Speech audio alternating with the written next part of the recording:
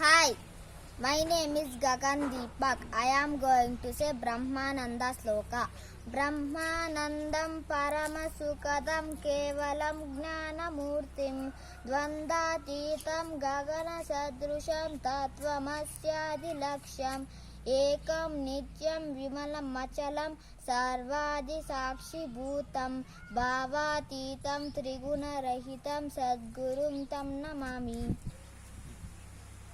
శాంతాకారం శ్లోక శాంతాకారం భుజగశయనం పద్మనాభం సురేశం విశ్వాధారం గగన సదృశం మేఘవర్ణం శుభాంగం లక్ష్మీకాంతం కమలనయనం యోగిరుజ్జానగమ్యం వందే విష్ణుం భవభయహరం సర్వలోకైకనాథం.